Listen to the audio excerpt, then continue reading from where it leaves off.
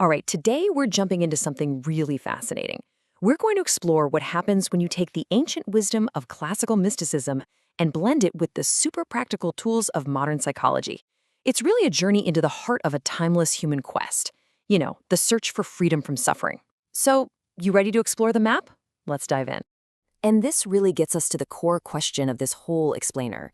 What if these two worlds, separated by thousands of years and completely different languages, are actually on the exact same path?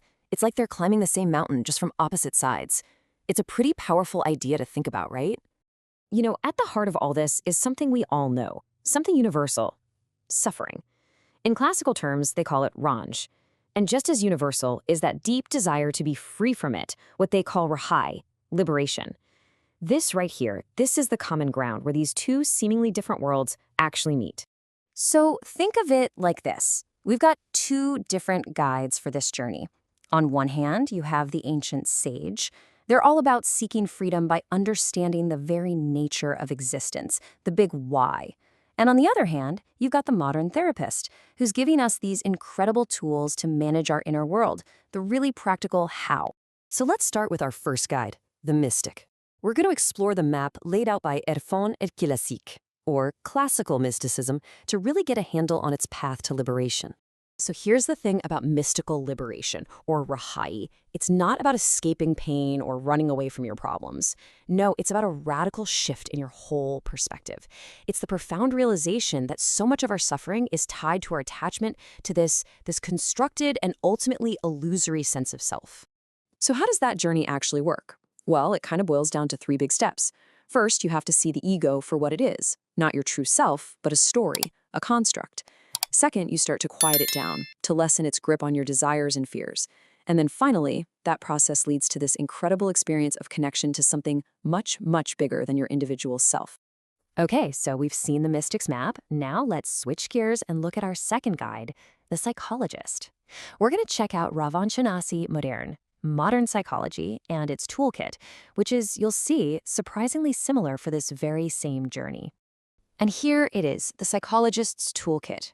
This is where things get really practical. We're talking about powerful, actionable techniques. Cognitive reframing literally helps us change the stories we tell ourselves.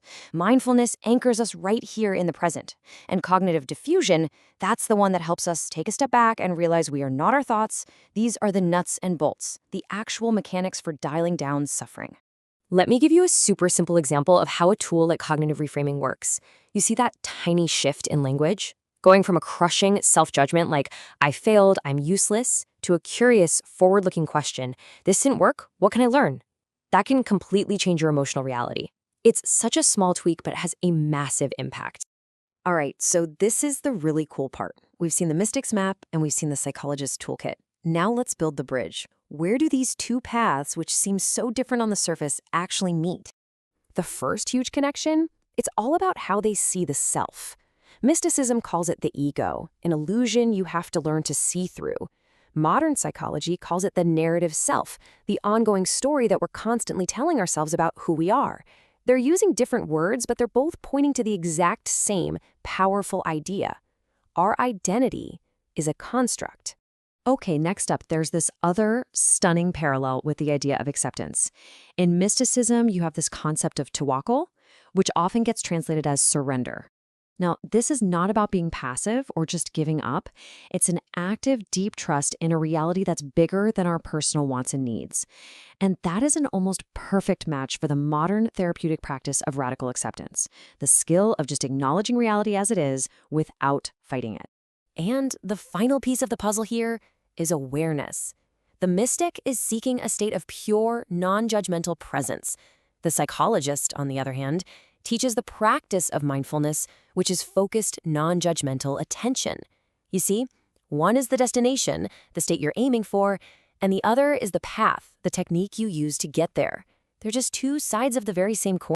So when we put all of this together, what do we actually end up with? We get a new, much more complete map for well-being.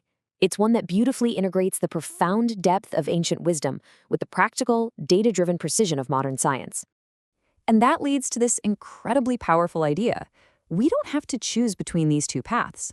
By both understanding the self with the tools of psychology and learning to see beyond it through mystical insight, we unlock a much more holistic and honestly a more effective path to freedom. And this is really the key takeaway, right? This integrated view is so powerful because it gives us both a profound why, a deep, meaningful framework for life that comes from mysticism, and a practical how, a whole set of psychological tools to navigate the day-to-day challenges of just being human. So I want to leave you with a final thought to take with you. Think about a challenge you're facing in your life right now. How might your perspective on it change if you looked at it not just as a problem you have to solve, but also as an illusion you can see through? What happens when you start to apply both of these lenses at the exact same time?